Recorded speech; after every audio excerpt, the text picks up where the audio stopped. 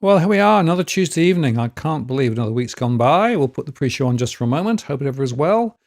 And nice to see the commentary in the chat. Cookie, nice to see you there. And Jason and Smooth and several others there too as well. Nice to see you all in. And I will say, Smooth, I'll try and get to 2153. I've got a lot of requests tonight. I have never had so many people asking for data as to how things are tracking, which I think is an indicator of the pressure on households that we have at the moment. We'll cover some of that this evening, of course. It's just me, and that'll give me a chance to skip through some of the detailed analysis that we've done. Just in terms of context, the dogs are here, of course. They've been out for their walk. We've got rain. We've had rain for a few days, as many others have too. And they come back and spend a little while licking themselves dry. Well, I give them a mop, but they lick themselves dry and then they go to sleep. So that's good. Hopefully they'll stay that way for a little while. Otherwise, it could be quite noisy. And here's the studio, of course, for those who have not seen the setup before, with everything running, the multi-view, the chat, my data sets, and a few other things too, all set up and ready to go. So I think we're in fine fettle, and we've just crossed the 8 p.m. deadline. So I'm going to take the pre-show off. I'm going to start the show properly. See you in a moment.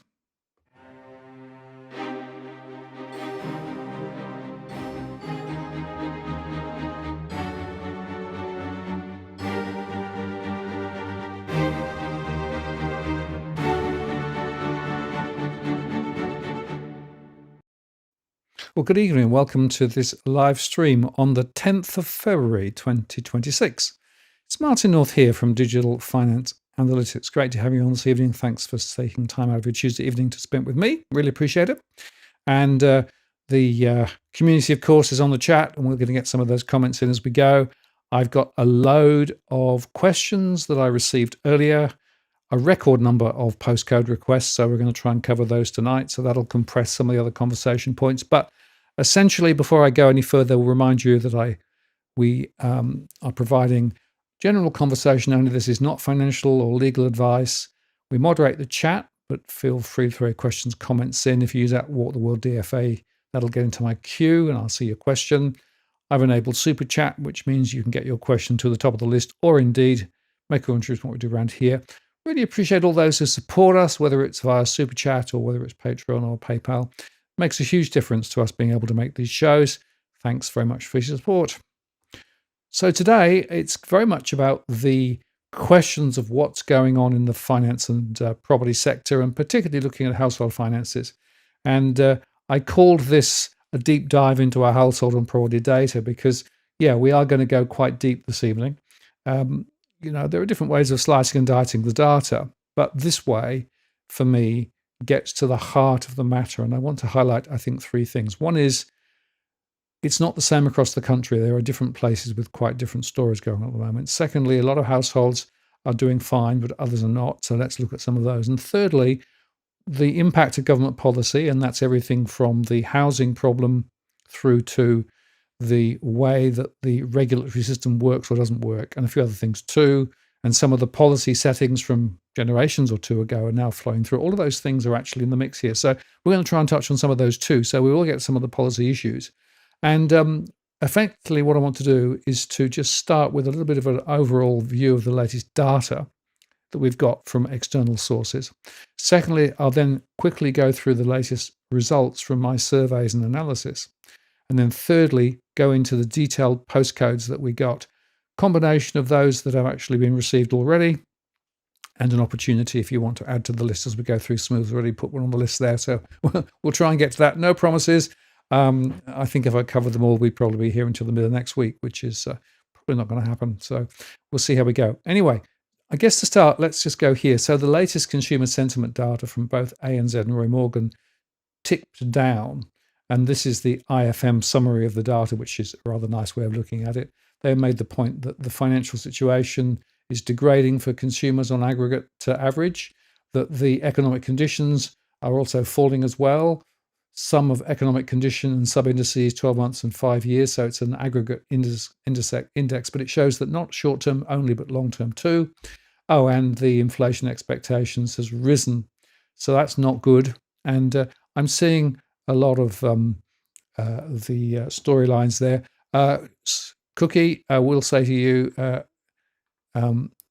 yeah, nice to see you. Thanks for dropping in. Thanks for sending all the slides and things through the week. And have a nice evening. Get up for your 2:30 a.m. start. Oh, as Jason says, that's hurts, and that's an hour earlier than last week, said Perry New. Yes. It is, shockingly. Anyway, thank you for dropping in, and appreciate all your support to Cookie Boy. Yeah, so let's just go on with the story here. Financial Review says that the bleakest ever outlook for economic activity is now in forecasting 1.6% growth over the year to June 2028.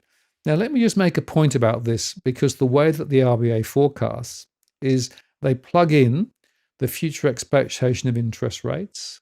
They make an assumption about productivity, I think 0.7% last time around.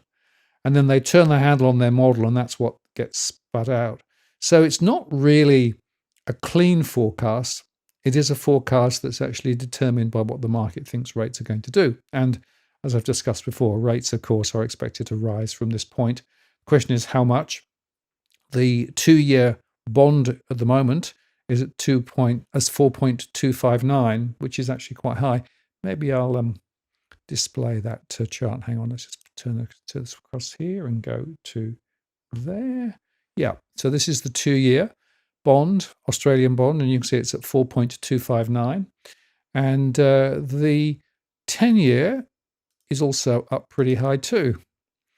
So you can see that the story is that rates, based on the market view, are going to go up. They're forecasting maybe another couple of rate rises from this point. Now, whether that's true or not, I guess we'll wait and see later. But the fact is that it is quite important to understand that the market input really drives the RBA analysis. And so you've got to question, does it make a lot of sense? And yes, they've got an inflation pressure issue, but there are consequences for the decisions. And as we'll see later, there's a lot of questions about different parts of the economy doing different things. That's one of the issues they've always got, of course, insofar that the trajectory ahead is not uniformly spread across the country. There are sectors, Western Australia is doing better than, say, Victoria. Now, in terms of other data points, this was quite an interesting one. This was the spending indicator data yesterday from the ABS, and it showed there was a small increase, 2.4%. But it is fascinating to look at it in more detail. And when you look at it in terms of the growth on population versus the growth on real spending, the bulk of the lift, as this slide shows, is based on population growth. So in other words, it's the high migration that's creating the momentum more than people spending more. And if you look carefully at the data, most of what people are spending is on necessities. There was a bit of flights and what have you over the summer with holidays, but a lot of it's necessities. And in fact, I note that the ABC published this one, which was a similar sort of slide. Alan Kohler spoke to it very recently, talking about the fact that the bulk of it, 1.8%, was actually population growth. Spending per capita was only up very slightly. So that's worth just bearing in mind when you look at this data. It's not quite what it seems to be. And now, in terms of the implications for housing and everything else, there's some really interesting conversations going on at the moment. And of course, we'll talk about the rate pressures and how that translates into mortgage stress and things shortly. But just to make this point, that the media releases from the HIA talked about the housing target very much under pressure, highly unlikely going to meet it. But they also were very keen to tune down. More tax on housing is not the answer to inflation. And that, of course, is back to the CGT conversation. The CGT discount is likely to cost $247 billion over the next decade. And so there is now a question as to whether the government will or won't do something about it. It's interesting that when you look at some of the charts here, this one here shows you that when the capital discount gains was introduced, guess what happened? We had this dispersion between dwelling prices and household disposable income. But let me make the point that there were other things going on at this point too. there were, for example, significant deregulation of the financial markets. There was increased competition between lenders. The lending multiples were changed. So to sheet all of the momentum here to just one policy change, the capital gains discount, is, I think, misleading, but it is one of them. And if you look at the proportion of lending to investors and for investment purposes, once those changes to both capital gains tax and the negative gearing, once they flowed through, it's allowed investors to shoot into the market much more strongly and help to drive prices higher. But my point is, this is a multifactorial problem. It's to do with supply, it's to do with migration, it's to do with lending policy, it's to do with a bunch of other things. You can't just sheet it to one policy. And so the question is, of course, whether in fact, if they turned the dial on the capital gains tax discount, whether that would have a profound effect or not. I don't think it would. It would have a marginal effect. It would help the budget possibly. But to my mind, this is actually not getting to the root of the issue. Now, just talking about roots of the issue, well, of course, we had Bullock coming out and saying that part of this was to do with fiscal policy. The battle, of course, between what Chalmers is saying versus what Bullock is saying. Also, I think Christopher Joy the other day said that the RBA has no idea what it's doing right now. It's caught in the middle of a tug of war between preferences for its political masters and the policy constraints imposed by the hard data that captures credibility. Yep. And certainly the banks passed on their rates very quickly. Pretty much within hours, everybody got the rate increases on the variable rates coming.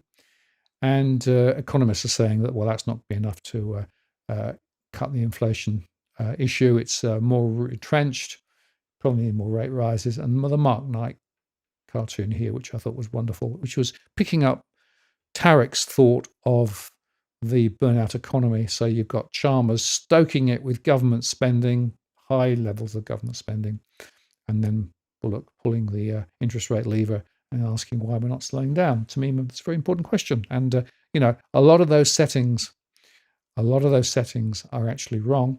And it's interesting, Jason made a point, and I think that's worth thinking about. How does the CGT impact the crypto? Good question. Not sure yet. Too early to see. I'm not seeing a lot in my data on that, but I'll be watching out for that as we go forward. And hi there. Nice to see you dropping in. Thanks for joining us this evening. Now, if I take the conversation forward then, we can talk about obese government spending and all those things. We can talk about the auction hot data, which wasn't so hot. I made a show about that the other day. And I looked at the Catality data and showed you that the real clearance rates were a lot lower than the ones, because, of course, they calculate only the clearance rates on those reported, not everything. And as I made a show recently, home prices are still bubbling high. It varies by location, but you can see here that, some places are really growing quite strongly still. Adelaide is leading the pack there at the moment. Brisbane, this is the prop track data. But it is varying, and it does vary across different locales. And you can see here that the locations and values are actually connected. So Sydney, the average on all dwellings, 1.23 million. Melbourne, 849,000. So they've dropped well below Brisbane, over 1,023,000. And Adelaide and Perth. And to think that property prices in Adelaide are now higher than Melbourne tells you something probably more about the mismanagement of the local economy in Melbourne than anything else. It's pretty shocking to see. So, we've got a lot of issues to deal with. I think I want to highlight, just as we move into this next phase of the conversation, is that CBA put out this housing affordability calculation and showed that the affordability was still pretty shot, and this was before the most recent rate rise. But I want to highlight this. It's really important to understand their definition of affordability is based on, quote, dual average full-time income household buying a medium-priced home. So this is two full incomes. Now, I can simply say, years ago, it used to be one and a bit incomes. So they've shifted the dial because, of course, more households now have to throw two incomes in to be able to actually afford to buy anything. And the fact they've normalized that in their affordability calculations and charts really worries me, because it just underscores this next point again, that if you look at capacity to pay relative to the median house price, it's just gone, well, it's departed. And that correlation was closer back in the 1980s and 1990s, but in the early 2000s, it fell apart, and it's then dramatically fallen apart more recently, particularly as incomes have been frozen in real terms. So that is part of the problem. And I've captured that, of course, in my core market model to sort of take the conversation forward. We run surveys, we put that information into the model, we analyze it, we slice and dice it, and we think about what may happen again in the future, looking at scenarios. We'll talk about scenarios shortly. And that means we can take our various elements from the model, bung it through the scenarios, and at a postcode level, region, state, or Australia level, we can form a view of what may happen. Now, a quick plug, please, just to say that if you're interested in a one-to-one conversation about a particular postcode, I can do that. This isn't financial advice, but it is actually a chance to look at the underlying data and trends and talk about what may happen. We can do it by Zoom or phone. It's about an hour conversation. There is a cost involved because, of course, I have to do the research, about a day's research all up to be able to put it together. So it is actually quite a lot of work, but you get quite good insights. You get a report. And if you are interested, you can contact me via the blog. The blog is there with a little contact button, and you can contact me there. And I'm booking 3 or 5 weeks ahead at the moment because of this fact there's so much in the way of demand for this service. A lot of people trying to work out what's going on, and that's reflected also in the number of requests for postcode data tonight, which we're going to cover very shortly. Just in terms of stress, remind you, of course, that there are many, many different definitions of mortgage stress, rental stress. I use a particular definition, cash flow. Some people talk about 30% of income. Some people talk about 30% of income gross or taxable. Others use underwriting metrics, but I use cash flow. And I look at households, money going in, money going out. If they've got a mortgage and have a deficit, they're in mortgage stress. If renting, in rental stress. Look at it from an investor perspective too. Put it all together. We can look at total financial stress, and we can look at both in percentages of households and count terms. The latter is best because of the law of big numbers. And it's worth saying the RBA put this chart up some time ago, which I love, which shows that the spectrum of household financial stress moves from mild, the budget pressure end, via missing payments to insolvency. That journey can take 3 to 5 to 7 years quite often. I measure it at the mild end, so budget pressures. Are people actually struggling to get by? Some fall into missing payments. Some might go insolvent. Now, insolvency rates are very low at the moment. That's partly because the banks are still extending and pretending, asking people to sell if they have got pressure. So people are actually selling and getting out because prices are higher, which means the bank's safe, or indeed extending and pretending by way of offering mortgages longer or interest only, but it does create more pressure. Now, in my latest modeling, this is to the end of January, let me just talk about rental stress. So 75% of people in the rental sector under cash flow pressure. Mortgage stress is at half. About 50% of households with mortgages have cash flow pressures. You can see how both those have jumped up dramatically, particularly from the March to May 2016, 2017, 2018. COVID was also another catalyst, of course, all that government largesse and also ultra-low interest rates, all creating pressures. And then the debt-to-income ratio, according to the RBA, is coming down slightly, but that's really distorted because it includes all households, whether they've got mortgages or not. So you need to multiply it by at least 3 times to get a clear view. And in fact, the truth is that the debt-to-income ratio for new borrowers, quite a few of them are still 6, 7, 8 times, which is pretty extraordinary. Now, here is the data for January, looking at the stress data by state. I've highlighted in yellow where it's gone up from last month. And you can see there that half of those mortgage-stressed households are actually in difficulty. That's about 1.8 million households. Rental stress at 75.4 is 2.3 million households. Investor stress at 17.8% is about 528,000. Financial stress at 47.5 is, well, it's a horrible number, 4.756 million households out of just over the 10 million households that exist in Australia at the moment. And you can see there that it varies by state, but it also varies by category too. And there are some areas where it's gone up, some areas where it's gone down, but it's looking pretty shocking. And bearing in mind that we have had, of course, those rate cuts, you might have expected things to be a little bit easier. You might have expected with, quote, real rates of pay rising. But no, because of the cost of living still driving through, we've not seen any real relief in this level of stress now for quite some time. Households are sort of adjusting, so they're adapting, they're cutting out on spending, they're cutting back where they spend and also what they spend money on. And they also try and buy cheaper goods, for example. And in some cases, we've seen people cut back on medical expenses and not getting their teeth done and those sorts of things, or indeed pulling kids out of private schools. A lot of things that can be done to essentially be able to keep the wolf from the door. But the longer this goes on, the more difficult it's going to be to deal with it.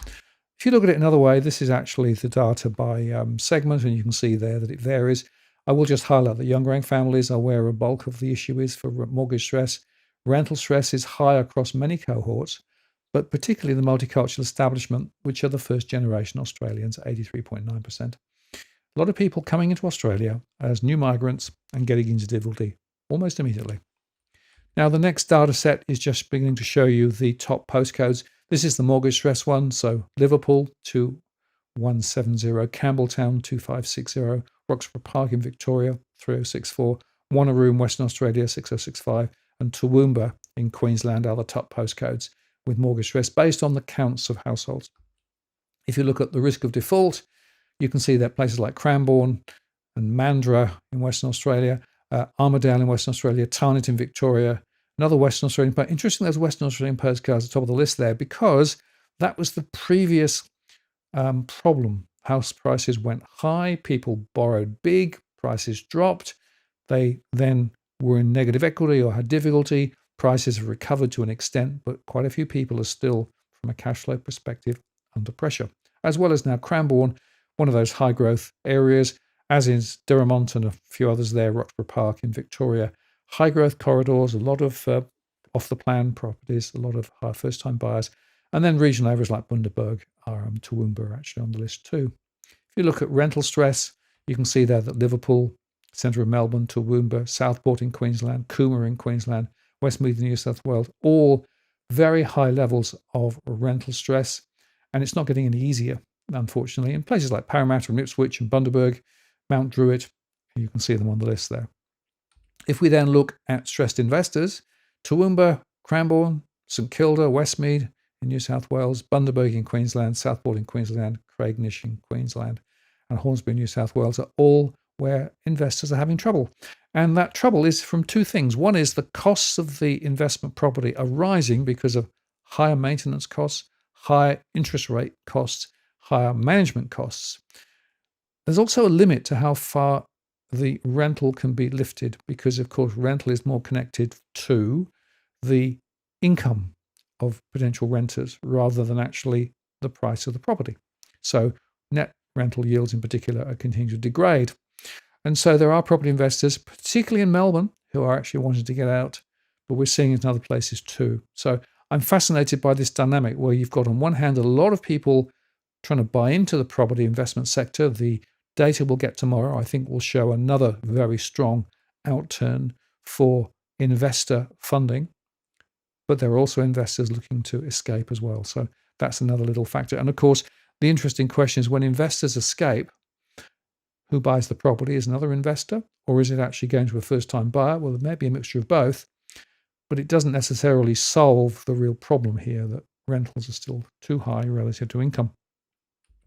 The next one to look at briefly is just the financial stress. This is the aggregate data.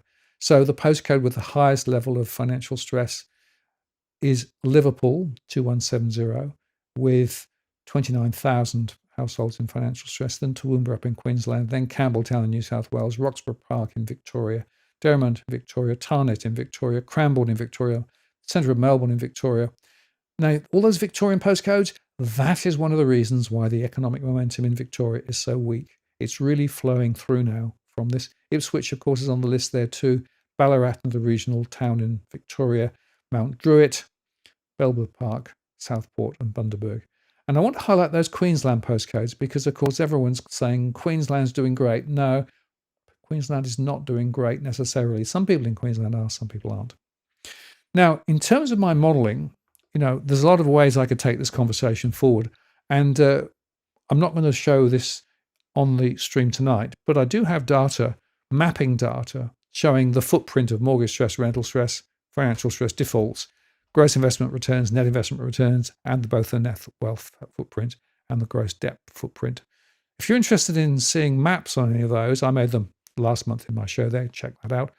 Drop a comment below, and maybe I'll make a separate show looking particularly at the mapping, because what I want to get onto now is the specific analysis down at the postcode level and begin to ask some of those and answer some of those questions that I had in the chat.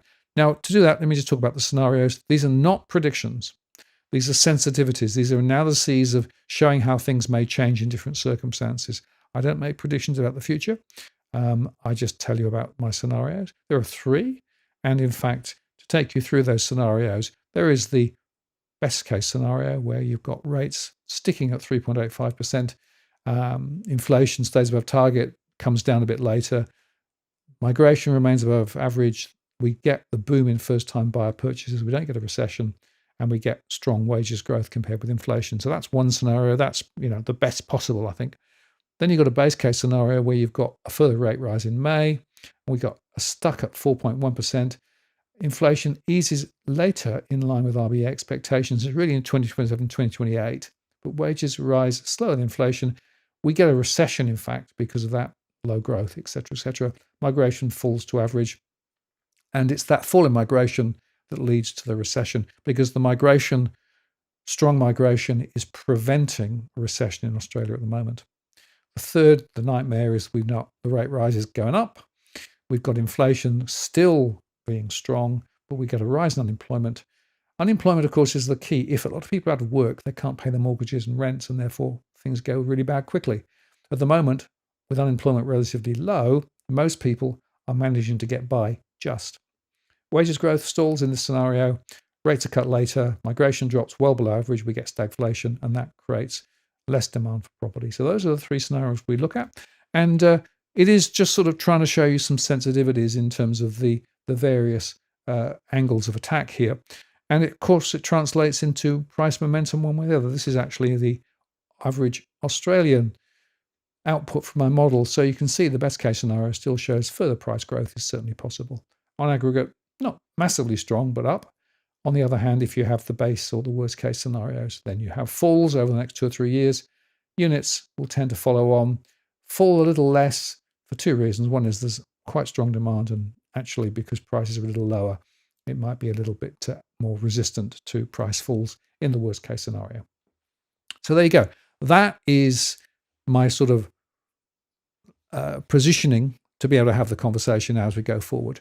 And I see there's a few other questions coming in the chat there for the postcodes. I will just cover off, first of all, some of the ones that were asked for earlier. And to do that, I'm going to start with this one. This is from the Jest of Damocles. Great video, Martin. Appreciate all your efforts.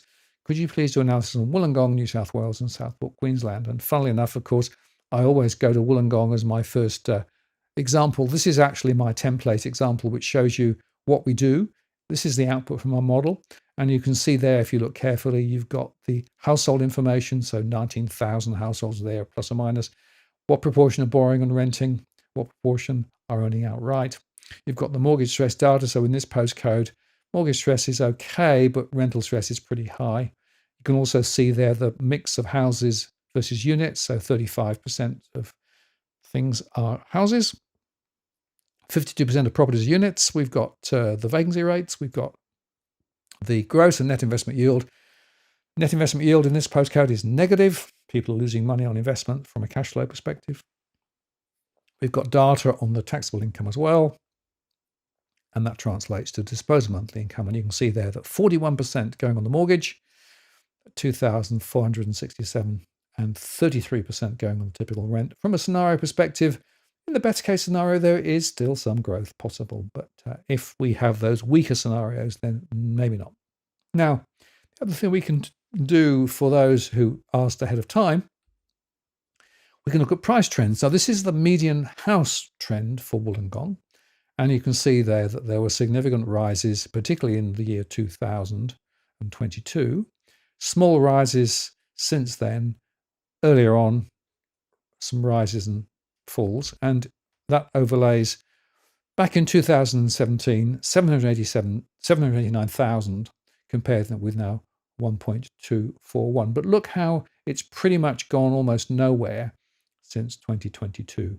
If I look at units in the same area, because there are more units, again, it's a similar story, although units are a little bit stronger. Now, that's partly because of the different mix of properties now being built. There are high-rise projects all over Wollongong, and those prices are actually for bigger apartments, more plush apartments, and that's put the median up.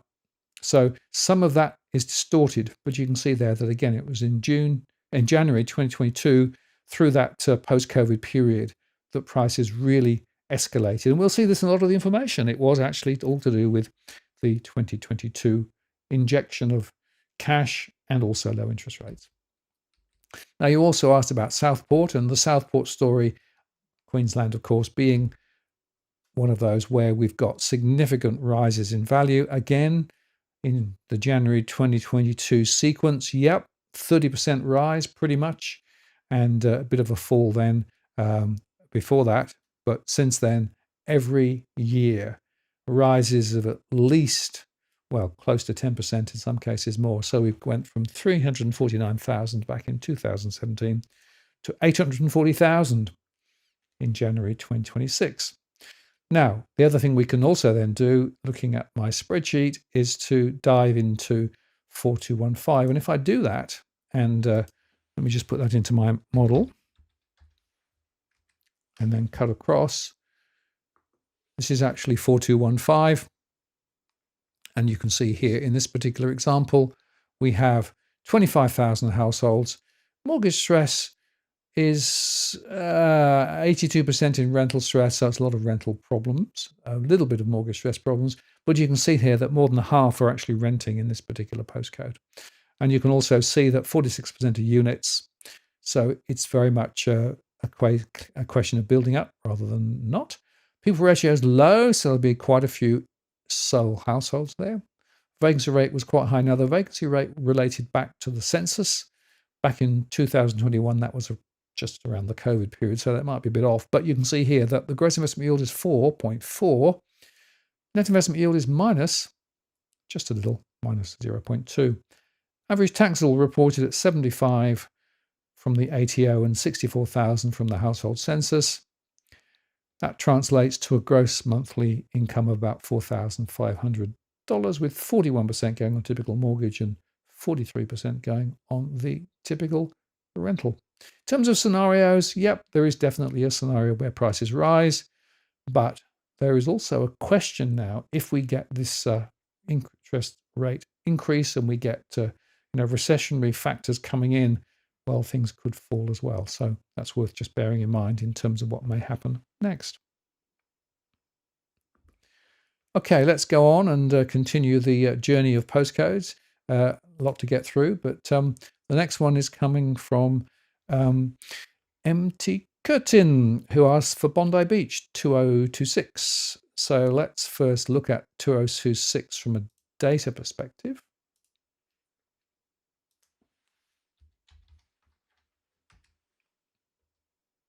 Okay, 2026, Bondi Beach. So the first thing to notice is that we've got high rental cohorts, 56% are renting in this area. The rental stress is very high, mortgage stress not so much. We've got houses at 9%, but units, so it's mostly units in this area. We've got a people ratio that's relatively low, so that's sole occupiers as well as some perhaps couples. We've got high vacancy rates. That probably was to do with the COVID period. I think it's lower now. Gross investment yield is only 3.2, but the net investment yield again is negative, 1.2 down. And the taxable income on average, 170,000 from the ATO, but 150,000 from the census, gives a disposal monthly of around 10,000. But that gives you a 40.4% average mortgage of more than 4,000 a month, and a third, 33.6% at 3,300 for the typical rent.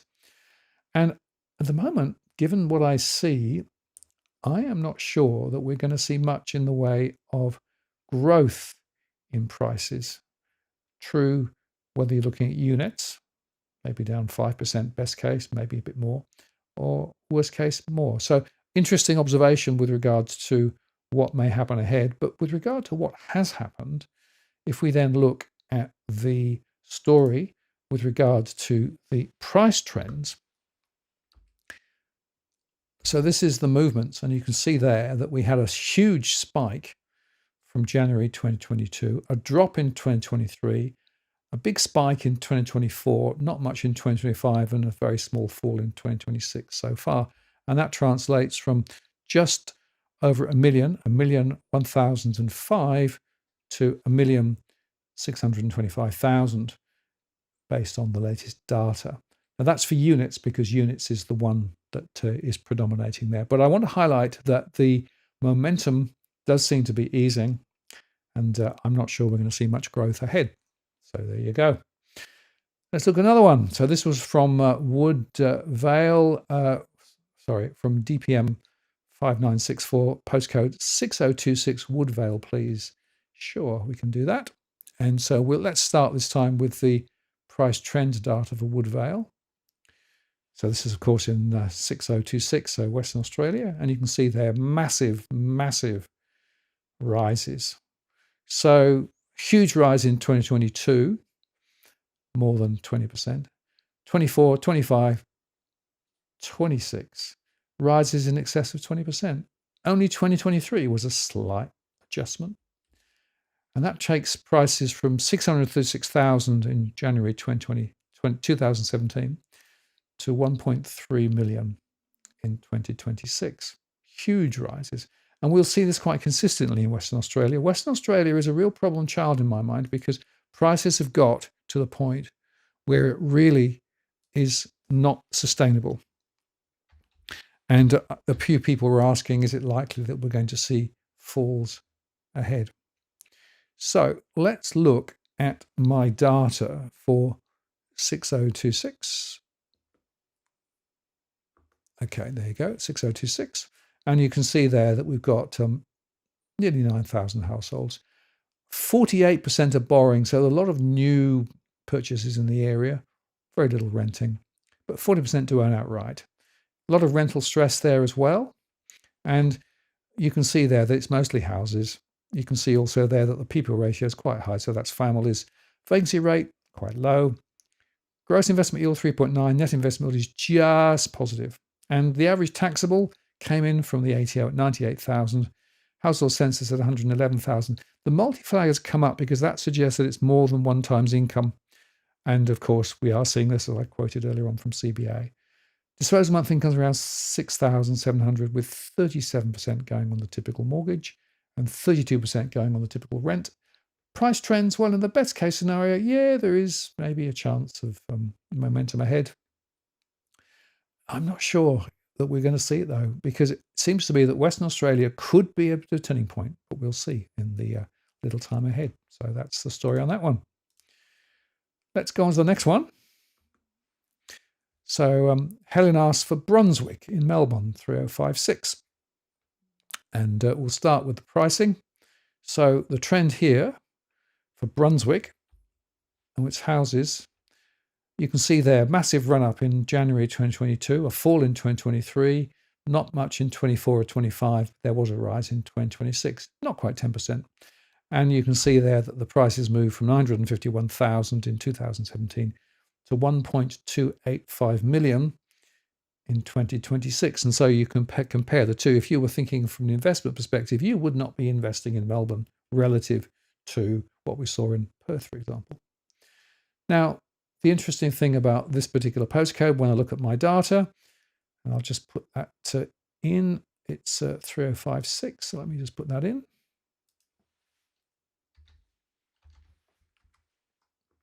.3056. You can see here that there is a lot of rental going on. You can see that the rental stress and mortgage stress are both quite high. You can see that the mixture of houses and other types of property is, well, a little bit varied now. And that's because, of course, there are more building over retail accommodation and a few other things going on there too. You can see that the people ratio is on the lower side, so maybe some solos. And the vacancy rate was quite high. Students were away at the time. I think probably there are more students involved in this area now too. Gross investment yield is 3.3, but the net investment yield is strongly negative, minus 1.2%. The average taxable, 97,000 compared with 108,000 from the census. Multi-flag comes up, multiple incomes paying the mortgage. Typical disposable monthly income, more than 7,500, with 34.2% going on the mortgage and 29% going on the rent. And there isn't much in the way of property price growth that I'm seeing in this modelling based on the scenarios that I run at the moment. So that's the way I see that one. Again, scenarios, that's not a prediction, it's just a scenario as to what may happen.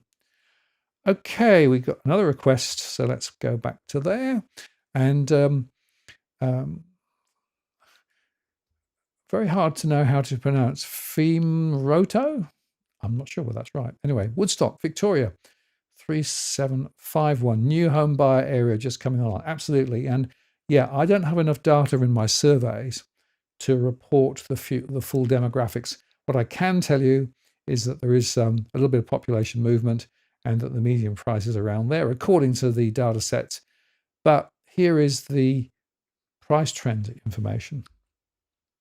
And it's quite interesting. If you look back in 2018 and 2020, very strong growth. But then not a lot happened in 21 and 2022, in 2023, but then there were significant falls in 2024 and 2025, and a further fall in 2026, which means in this particular postcode, prices were 634,000 back in 2017. In January 2026, 7,118, so hardly any move up. And if you look at the local area, this is beyond Donnybrook, out in that area, so between Donnybrook and Woodstock and Yan Yan, what you see is miles and miles of construction. And that is putting significant downward pressure. And one of the things I always want to highlight when I talk about this stuff is when you buy a new property, it's no longer new. Down the road in the next suburb, they're building new stuff. Those prices tend to actually be a little stronger. That means that by definition, just like driving a new car out of a forecourt from a garage, your property is worth less. We're seeing that in spades here and in Donnybrook and a few other areas too. So that's the story there. It's a really worrying story for those people buying into this area. So be cautious and careful about these, particularly homeland packages. A lot of them are overpriced, and a lot of the extras, which lifts the price, are not really worth what you're being asked to pay for them, in my view.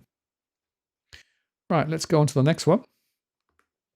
So this is asking Zappa 8187. Thanks for all your coverage. I watch your videos daily now. Great. Good to know you have a regular follower. I appreciate that. And please like and subscribe too. And more broadly, folks, please like and subscribe to this channel. It makes a big difference. You asked for McLean 2463. And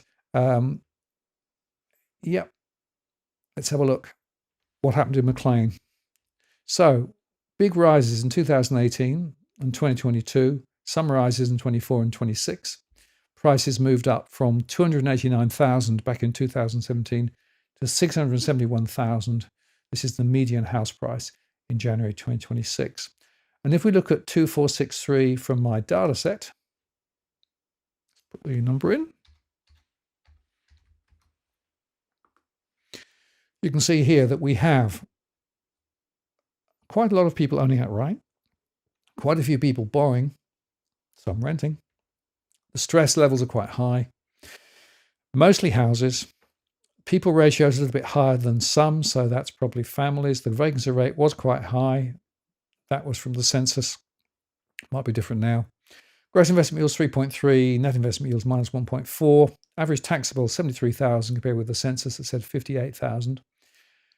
Disposable monthly is around 4,200, with 43% going on the typical mortgage and 40% going on the typical rent. That explains the stress levels. And yeah, well, in one scenario or two, there could be a little bit of growth. But on the other hand, if things go a bit pear-shaped, maybe not. So that's the story there. Let's go on to the next one. So this is Kalamunda, Western Australia 6076 from Ryan.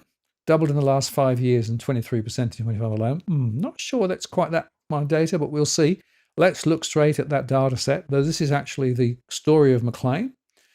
Again, houses. So there was a significant rise in 2018, 21, 22, a 35% rise, a fall in 23, a rise in 24, a fall in 25, and a rise in 2026. So we moved from 289,000 to 671,000. So that's quite interesting, right? I'm not sure.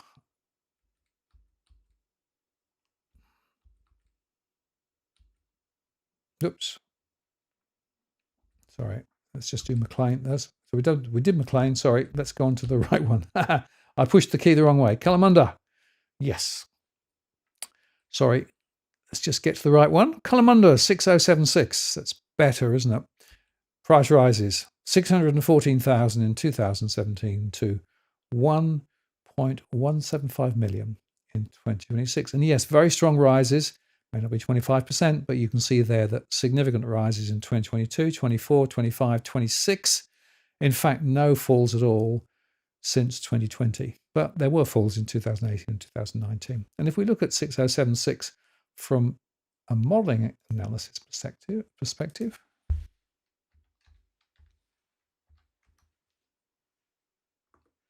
you can see there that we've got about 8,500 households with 42% borrowing, so a lot of new mortgage holders may be off the plan. Mortgage stress, 41%, rental stress, 66%, 93% of houses, people ratio is high, so that's families. Gross investment yield is 4.1, net investment yield is minus 0.4. The average taxable is 109, giving a disposal monthly around 6,200 with 41% going on the mortgage and 28% going on the rent. And yeah, there is still growth ahead. Maybe not quite as strong in the best case scenario, but there is still growth. If things turn to pear shape, maybe not so much. So that's the story on that one. Okay, now the next one that we were asked to look at was Sunbury by Pando. Sunbury 3429, and we'll start with looking at the price trends. This is the house price trend. So there was significant growth in 2018. Never seen anything like it since. 2022, a bit of growth. 2026, a bit of growth. Falls in 2023, 2019, and 2025. And we went from 419,000 then, back in 2017, to 578,000 in 2026. And if we look at the data for 3429, which I'll just put in,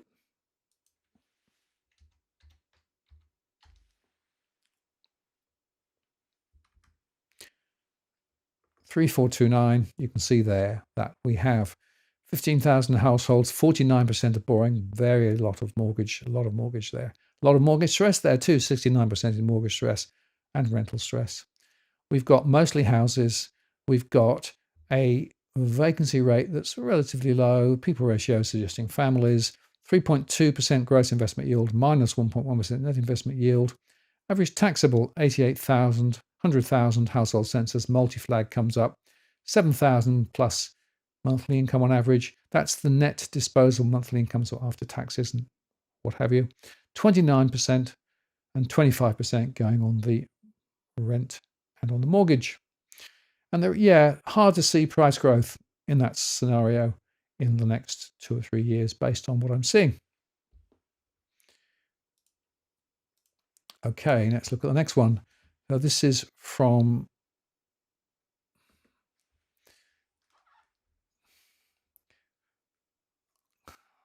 Define Tree or something.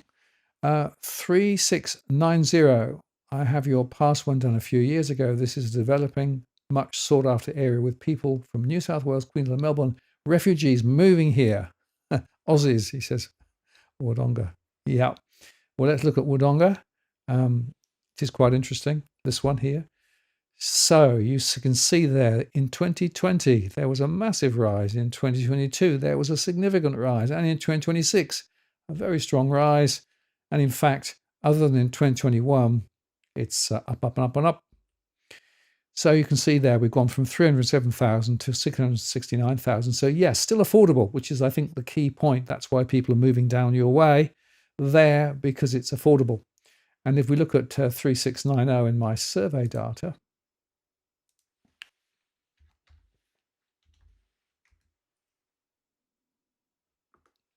you can see there that we've got 14,000 households, 34% borrowing, 35% renting. Mortgage stress and rental stress are still up there, 67% and 81%.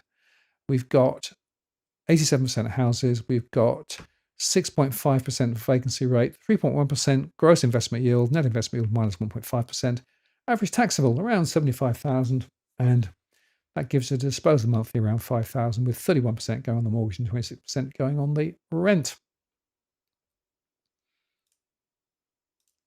A lot of interest in this area, I think. Let's look at the next one. From Carol, 4053, that's McDowell. And if we look at that particular postcode, 4053, you can see here again the same old Queensland story. Very strong growth in 2022, bit of a fall in 23, but then growth in 24, 25 and 26. And if we look at it, we went from 653,000 to 1.424 million over that 10-year period. And if we look at the stress data, 4053,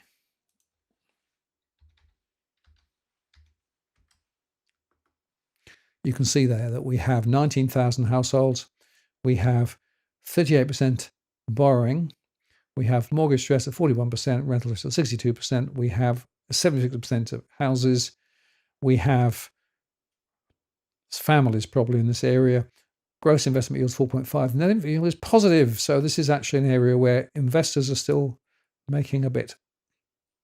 Average taxable income, 99,000 or 111,000 from the census. That gives a disposal monthly around 7,000, with 34% going on the mortgage and 28.8% on typical rent. And you can see here, yep, there is still potential growth. Best case scenario with rises ahead. Base case, not so much. And worst case, well, a significant fall. Let's go to the next one. This is from John. Caloundra West, he said. Caloundra West. So there you go. And also a little mountain. Squeezing two there in, John. Okay, well, we'll see what we can do. Let's look at Caloundra West first. So if we do that, you can see there that there was a significant rise in January 2022, and then rises year after year after year other than 2023. And that takes the price for an average house from 460,000 in 2017 to 1,057,000 in 2026. And if I do the same for Little Mountain, both the same postcode, of course, similar story, strong rise in 2022, rises in 24, 25 and 26, going from 534,000 to 1.22 million in 2026. And then I look at my data on 4551, which is at a postcode level, of course. I can't do the granular analysis I do down at the postcode level, at a suburb level, because it's too granular and statistically wouldn't be relevant. 28,000 households, 34% borrowing, some mortgage stress, but rental stress is higher, 71% of houses. And you can see there that the gross investment yield is 4.4, net investment yield is just negative. Taxable income around 85 or 77,000 from the census, giving a disposal monthly of just over 5,000, with 44% going on the mortgage, 42% going on the rental. That's why there are some pressures there. And you can see there, yeah, there's still growth in the best case scenario, but not so much in the others.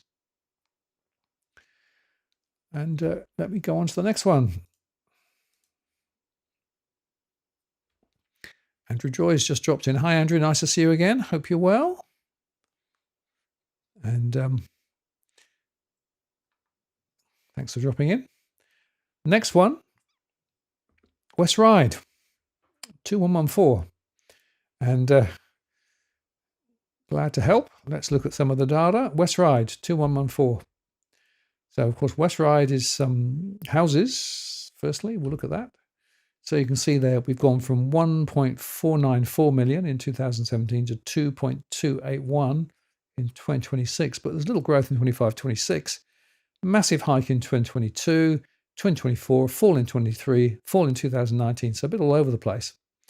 If you look at units in the same area, it's a bit the same. Very strong growth in 2024.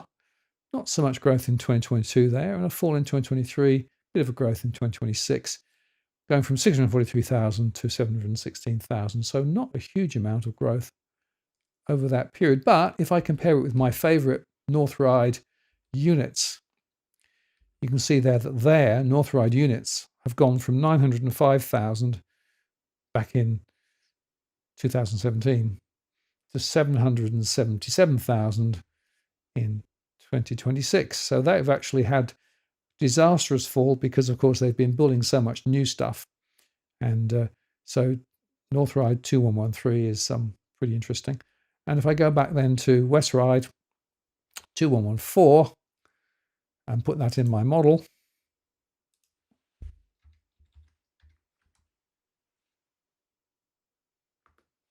you can see there that it follows through with a lot of rentals in the area, a lot of rental stress in the area, 51% of units, 39% of houses. The rental investment profile is not great, 3.4% gross, but negative 0.9% net.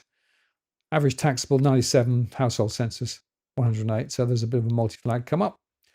Just over $6,800 the disposal monthly, with 43.3% going on the mortgage and 31.2% going on typical rent. And you can see there, yeah, well, in the best case scenario, maybe a small rise, but if things go a bit pear-shaped, then maybe not.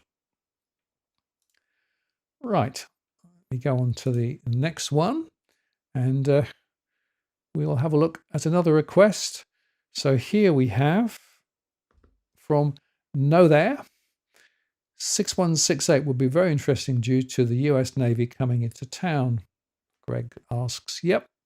Well, let's look at what's going on in that area. I've actually got that one there. And you can see, yeah, again, Western Australia, you can see the boom from 2021 onwards. Every year, close to 20%. Gone from 292,000 back in 2017 to 735,000 in 2026. Massive rise. And if you then look at the stress data for 6168,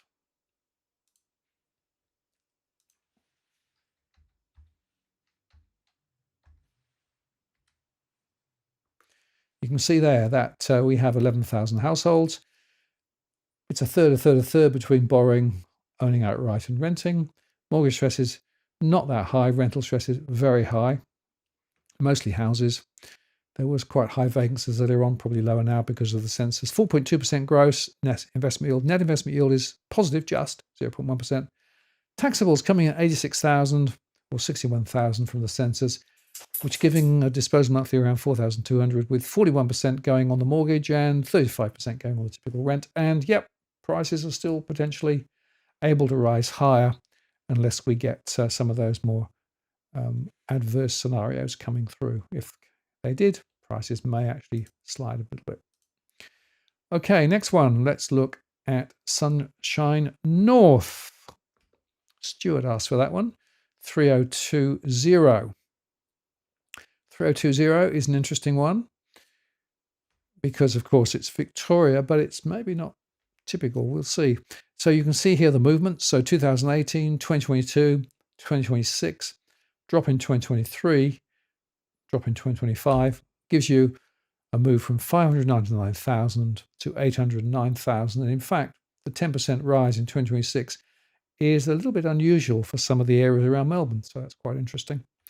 And if we look at 3022 from our analysis,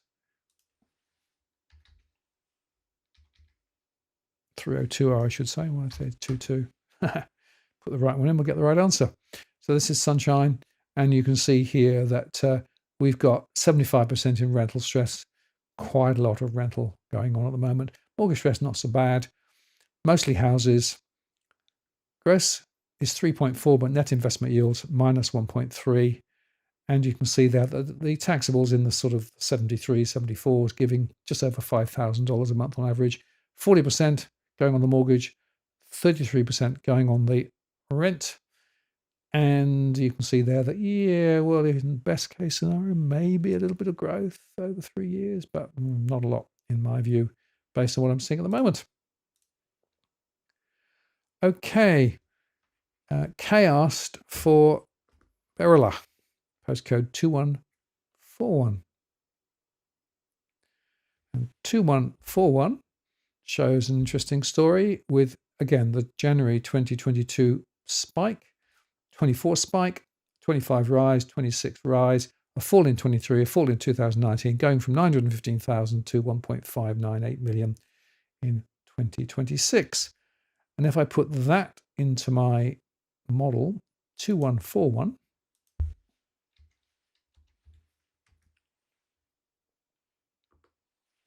you can see there that we've got 11,000 households, some mortgage stress, a lot of rental stress, and quite a few people actually renting there at the moment. And we've got 44% houses, some units as well in the types of property. Gross investment yields 3.5, net investment yields positive 0.4. Average taxable 74,000 or 93,000 on the census, giving disposable monthly around 6,700, with 40% going on the mortgage and 34% going on the rent, and maybe a little bit of growth ahead depending on the scenario.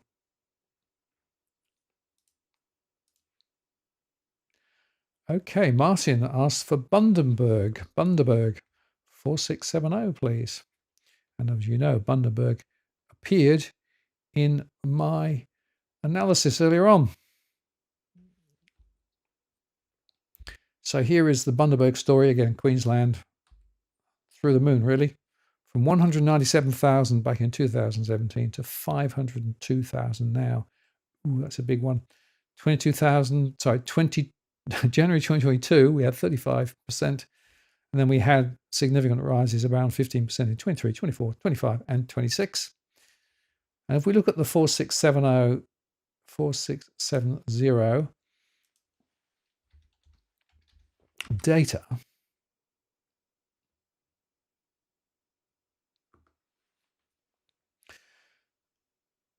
two observations. First is quite a few people are that right, but a lot of people borrowing and renting.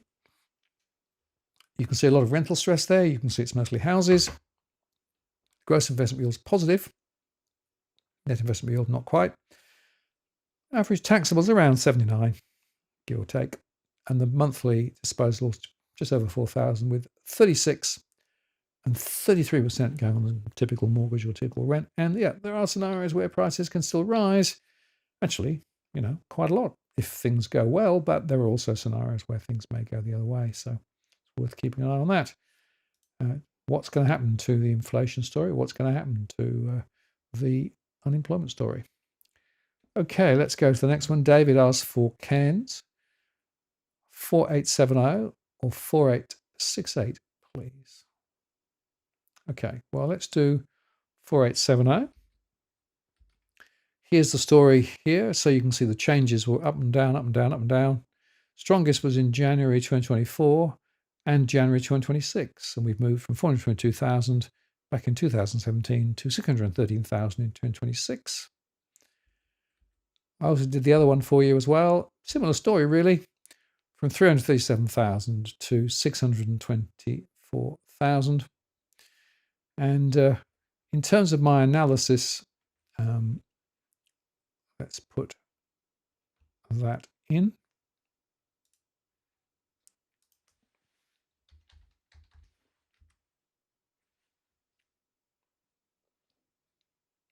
So I'm going to do 4870 simply because it's the North Cairns up around that area, but it gives you a bit of a flavour. A third borrowing, quite a few renting, some mortgage stress, more houses than units, but still some units too. Gross investment yields positive, net investment yields not.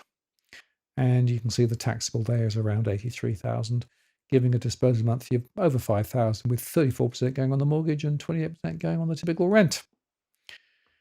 Right, next one.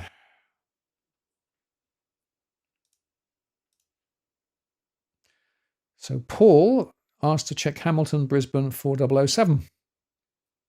Let's look at the trends first. So you can see there that 4007 had strong growth in 22, 24, 25, 26, typical Queensland story. Compare that to previously where there were falls in 2018 and 2020. And it's gone from 493,000 to 909,000. And if I look at 4007 in my model,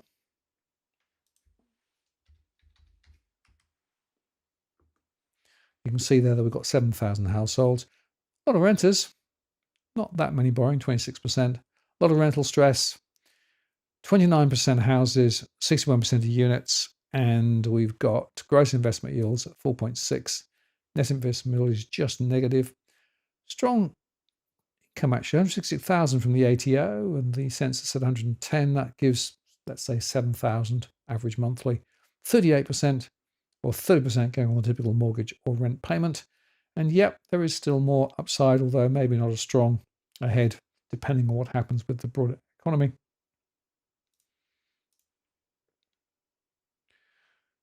Okay, now Paul asked for Hamilton Hill 6163. It's only taking me to areas I've not seen for a long time. Look, another Western Australian strong story. 513,000 compared with over 1 million, 1,059 million in 2026. And, well, it is the story of Western Australia, isn't it? Bubble, bubble, bubble, bubble, bubble. And the question is, of course, how sustainable is that? Well, maybe less than perhaps people think now. We'll see. I still think there is a chance of a turn, but the question is when. What happens to the mining sector, of course, is critical here.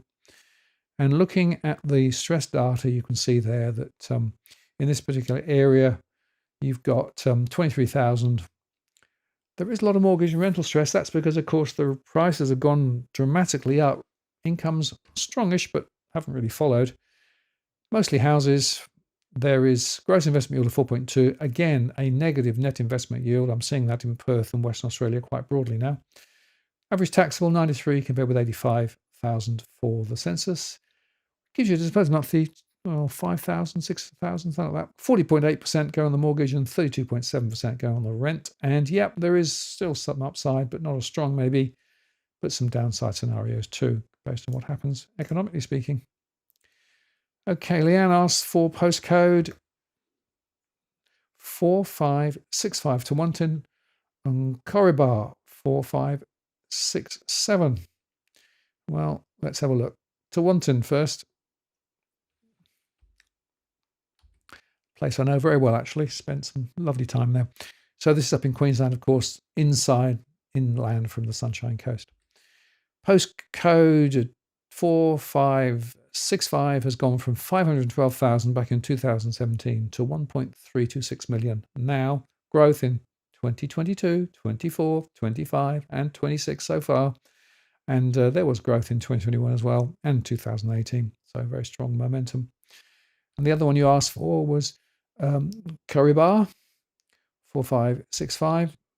Bit of a different story here. Very strong growth in 2022, but then not so much. So from 629,000 in 2017 to 1.569 million in 2026.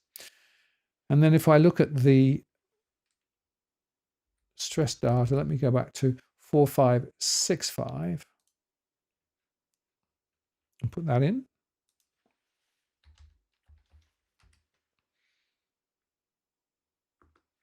Okay, so 6,200 households, a third of borrowing, 23% of renting. Mortgage stress and rental stress are actually quite high here. 85% of houses. Gross investment yield is 4, net investment yield is minus 0.5. Taxable income around 80,000 or 67,000 from the census. That gives us, I suppose, monthly, well, knocking on $5,000, with 45.7% on the typical mortgage and 45.4% on the typical rent. And I see that quite often in these outer areas where prices are up. So people have got big mortgages, but incomes have not followed. So yeah, that's one to watch, I think. And then if I go back to your other one, you asked also for 4565. We can just briefly put that in. Oh, hang on, that is 4565. What was the other one? Hang on.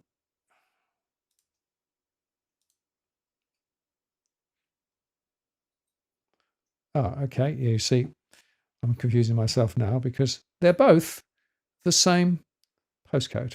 So there you go. That's the aggregate average. The price data I've got is at the suburb level. The stress data is actually at the overall postcode level because I can't do it at a more granular level. Right, next one. Fedor asks for 2233 Engadine. Know that very well. Used to drive up and down through that when I used to go from Thurul up to the city. And we'll look at that one. Trend prices, 2233.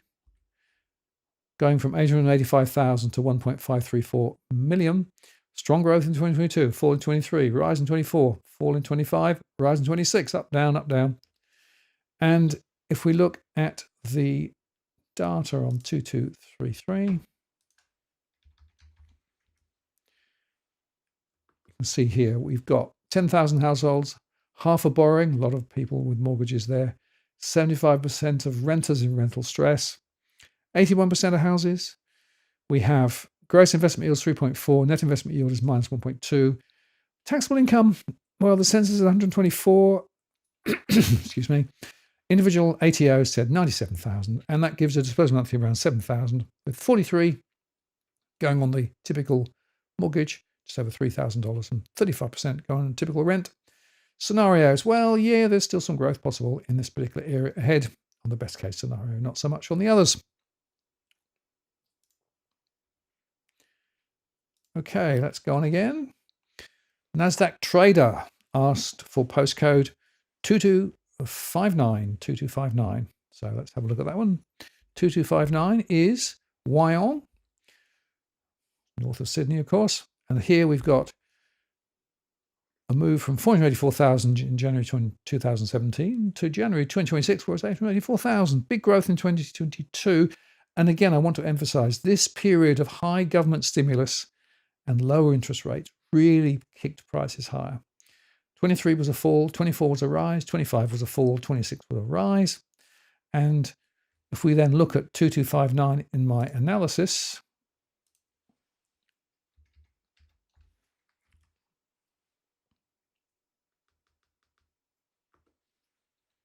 you can see here we've got 39% borrowing, a lot of mortgage and rental stress, both above 70%. We've got mostly houses. We've got a gross investment yield of 3.4, but again, a net negative investment yield of minus 1.5.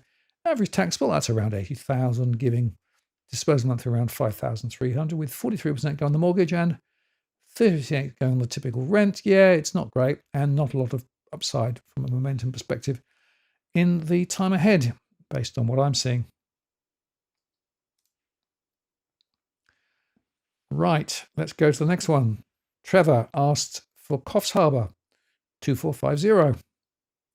If we look at Coffs Harbour, significant growth in 2022. Again, nothing in 2023, fall in 24, small rise in 25 and 26. We've gone from 400,000 back in 2017 to 830,000 in 2026. And if we look at 2450, oops, push the wrong button. 2450.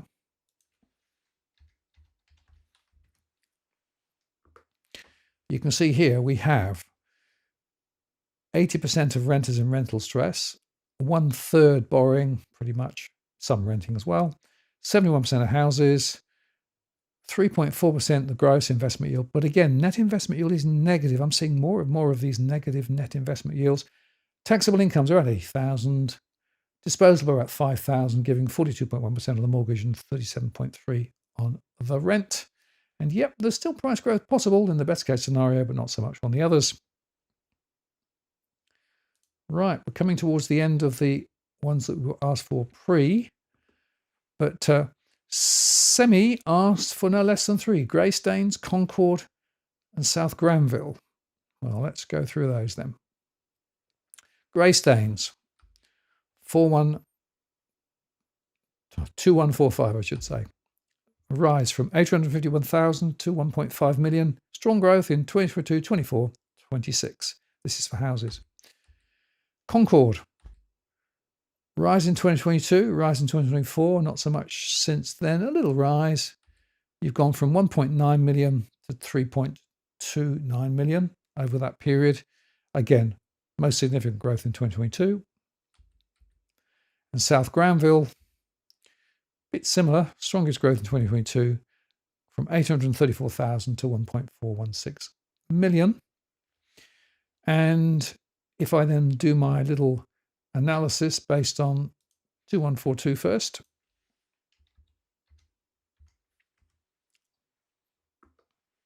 so this is Granville. You can see there we've got 25% borrowing, a lot of rentals, 94% in rental stress, actually more units than houses these days, and gross investment yield is 3.5, net investment yield is minus 0.9.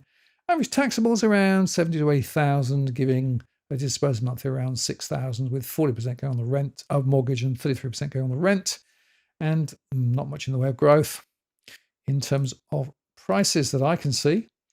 And if we look at the Concord 2137, we'll put that one in now and do the same thing.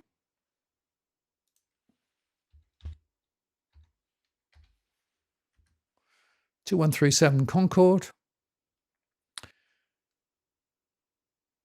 30% borrowing, 89% in rental stress, 43% with houses, 45% in units. More units, of course, going up all over the place. And you can see there 3.4% gross investment yield, minus 1% net investment yield.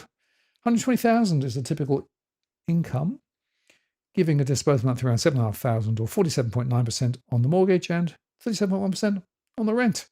And no, can't see much in the way of price growth ahead. And if I look at the other one you asked for, Greystanes 2145.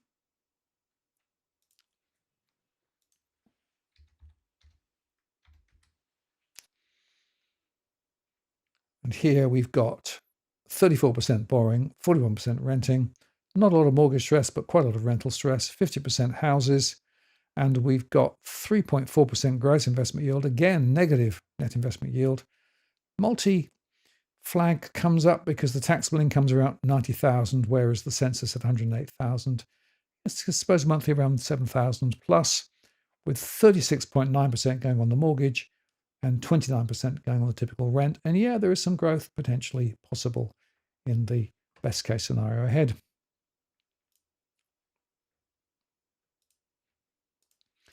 Right, we're getting close to the end, and I can come back and look at the chat and see whether there are others that people would like. But I just got one more here, which is this one from Noah Scott, 6280. Vasey, I suspect, or is it Vasey? Or Vas, I don't know how you pronounce that one. So we'll make it up as we go along, as normal. Western Australian trend, very strong, 2022, 24, 25, 26, small rise in 23, from 450,000 to 1 million plus in 2026. And if I then look at 6280 in my model,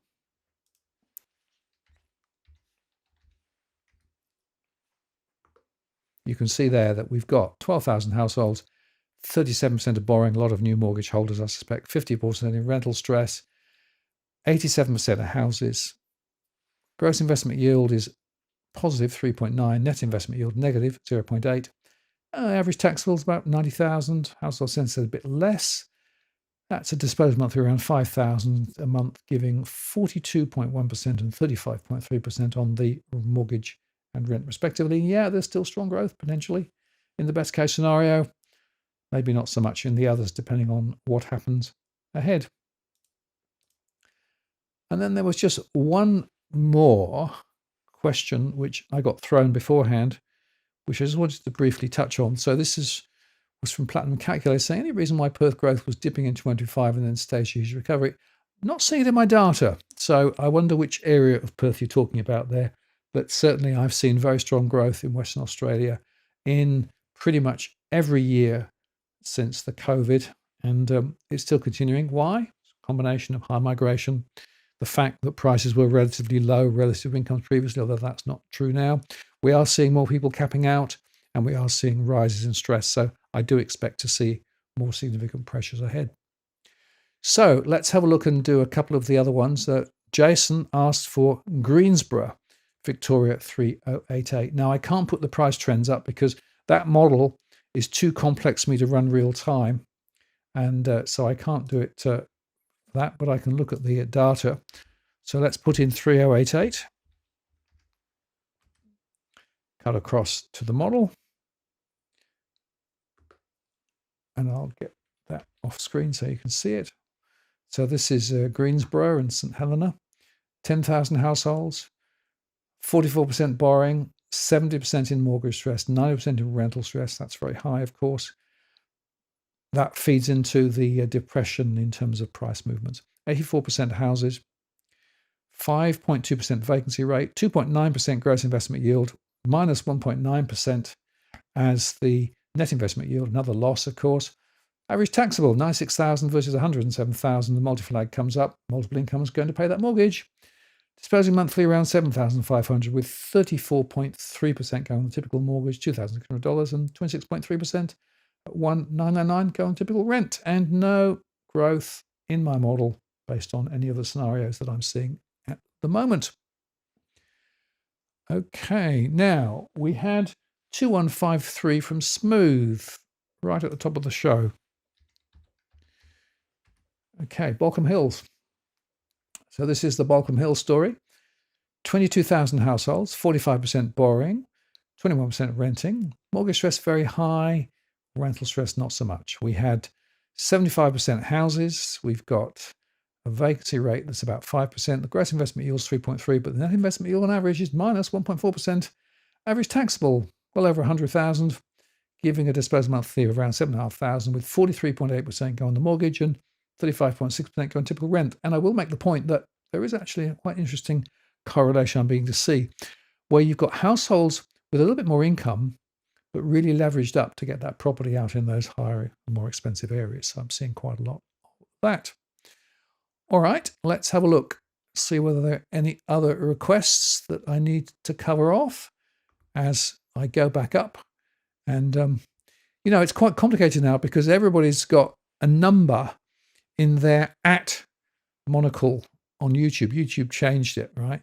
And the truth is that it's quite difficult to pick the postcodes now from the numbers. Don't see any more at the moment. Just running down the list now.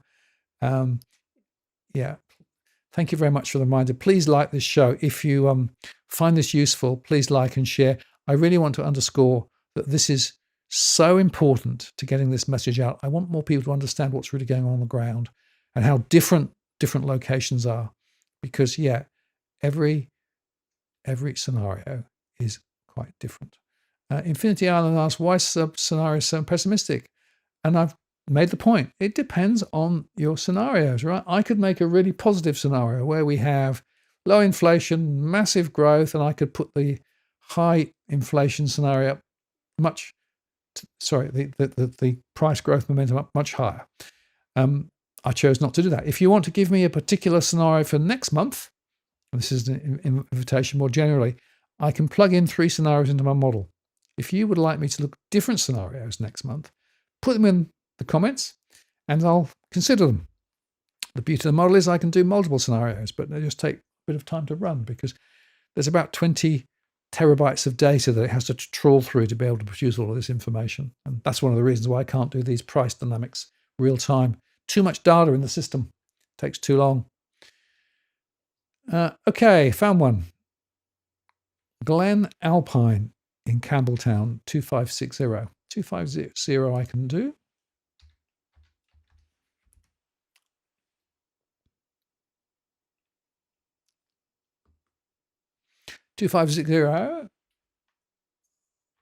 It's, of course, quite a big area, so it includes Campbelltown as well as Glen Alpine. So Campbelltown might swamp Glen Alpine. 30,000 households in the area, 39% borrowing, 36% of renting, a lot of mortgage stress, quite a lot of rental stress, 78% of houses, gross investment yields 3.3, but net investment again is negative, minus 1.2. I'm seeing more of this, more net investment yields. Taxable income 78 to 80,000, giving a disposable monthly around 5,800, with 41% going on the mortgage and 32% going on the typical. 41% on the mortgage and 32.6% going on typical rent, and can't see much in the way of positive scenarios. Unfortunately, in this particular postcode, it is very much a problem. And another one here, 3033. Do that one. This could well be the last one. East Kellor. 5,800 households, 40% in mortgage stress, 71% in rental stress. And you can see there that it's mostly houses. We've got 3.4% gross investment yield, again, a negative in net investment yield.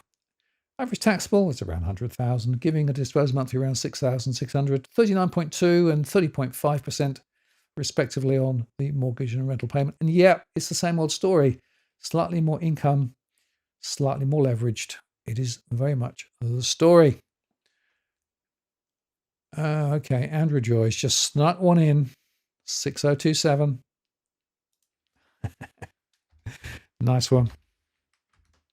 6027 is Curtin and sorry, in the Curtin area. Hopefully that's the right one. 6027, 6027. Yeah, got it right. Okay. Running out of smoke, folks. I'm going to have to stop soon. Okay. Here we have 31% own outright, 46% borrowing, and 21% renting. 16,000 households there. 40% in mortgage stress, 9% in rental stress. 85% of houses. People ratios high. It's families. 4.2% gross investment yield, but again, it's slightly underwater from net investment yield perspective. So property investors feeling the pressure. Average taxable 96,000 versus 104,000. Molly flags up. Multiple incomes going on that mortgage, giving a disposal monthly around 6,500 with 37.1 going on the mortgage, 2,400 and 29.3, 1,894 going on typical rent. And yep, still price growth possible in the best case scenario they ran. The worst case scenario, not so much. And I will highlight again, my scenarios are just indicative. It is very significant to see what's going on. Yeah, Curtin, Andrew. Curtin is the district that it's in, so that's the next level up, effectively. So that's just the way that it works.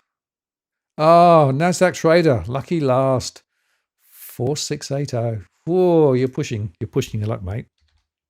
But why not? Okay, 4680.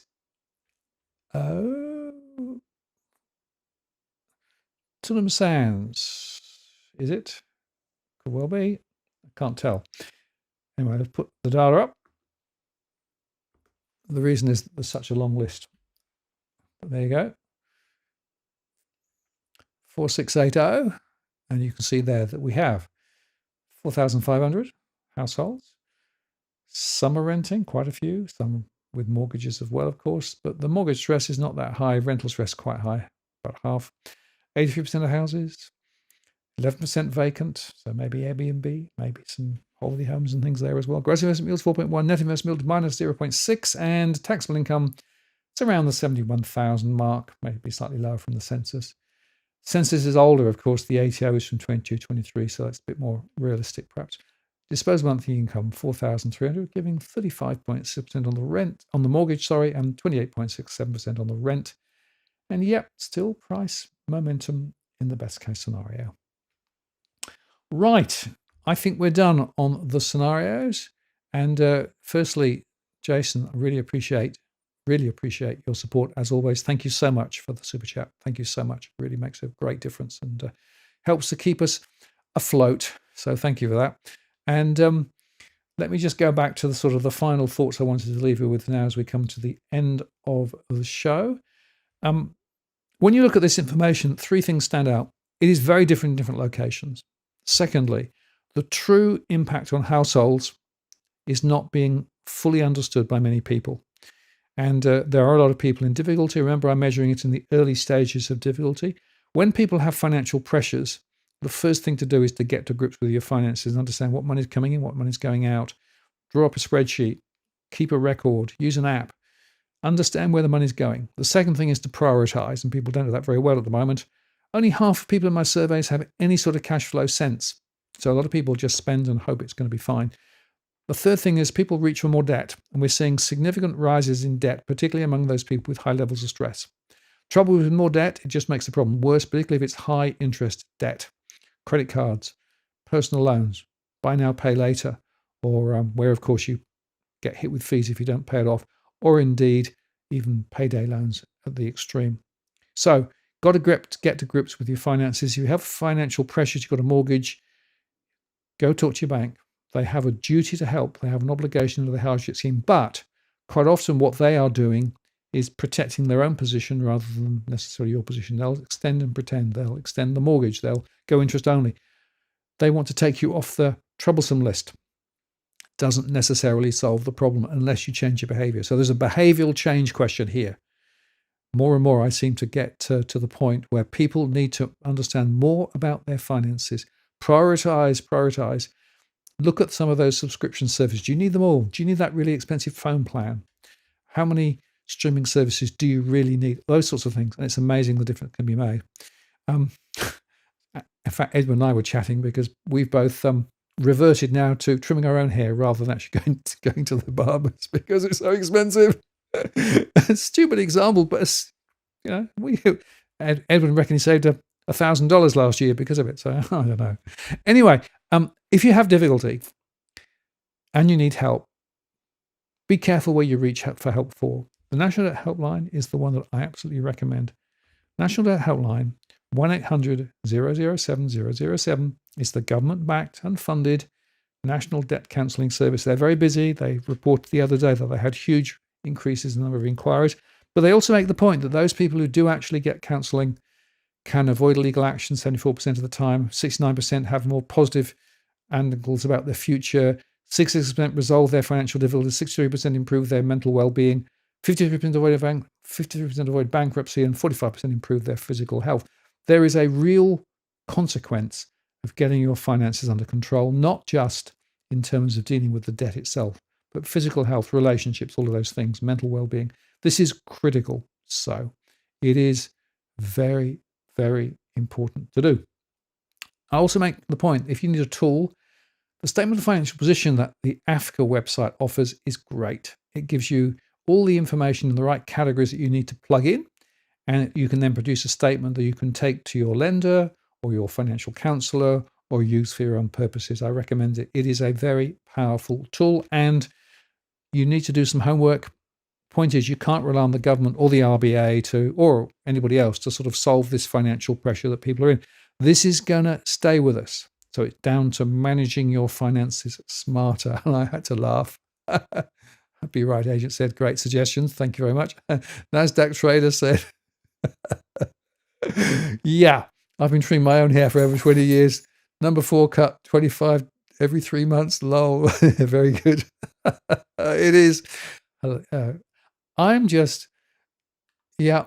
I think there's a general consensus, particularly from those who are follically challenged these days, that maybe hair trimming is not such a bad job. There you go. Tip of the week. Trim your own hair. Anyway, I think we've come to the end of the show. Just to say that I've really appreciated all the comments, suggestions as we've gone through, and thank you very much for those who put the questions in early.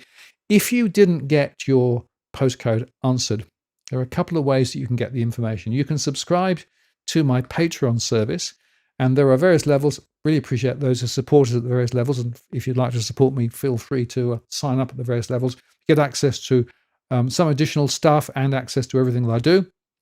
But at the $50 plus GST month level, you can actually get the data set that I've shown today, particularly the stress data set, not the price trend data set. That's too big and complicated to set up, but the postcode level analysis I did, that's available. I'll be sending this out to all of those on the Patreon mailing list in the next few days, and then I'll be updating at the end of the month. Also, go to walktheworld.com.au if you want to find out more about what we do, and my blog. There is the blog there, the contact. You can get a message to me directly. I had a few issues with the blog a little while ago, but I think we've fixed them all now, so hopefully it's all running well. digitalfinancialytics.com/blog, and the contact button is there as well. And by the way, if you'd like to support me via PayPal, you can do that too. I do take PayPal as well. That's the link there. So we're done. Thank you very much for spending some time with me this evening. And Jason says, thanks very much. Thank you, Jason, again for your super chat. Really appreciate it. And MCM, yeah, we'll see you on the next round. And just to say that next week, it'll be, I think Ruby Barwick, I think, is on next week. And we're going to talk specifically about some of those mega political issues that are bubbling on, and also some of the particular campaigns that we think will be important this year, particularly relating to the police state, which is unfortunately lurking. So that should be a really interesting show, and I'll look forward to seeing you on that recorded show. We put out shows, of course, every day, and we make a live show every Tuesday. So look forward to that. And thank you for spending some time with us this evening. The dogs are sort of here. So the dog is, we've got one of the bit dogs. Maybe I'll zoom out just slightly so you can see a bit more. Luna's in a basket. Meteor's sort of sprawled out on the floor. She's given me a hint a couple of times that it's really time for lunch now. So that'll be my next task with the dogs. Anyway, thank you for spending time with us this evening. Hope you had a good evening and a good week. And I'll look forward to seeing you next time. This is Martin North from Digital Finance Analytics signing off. Take care.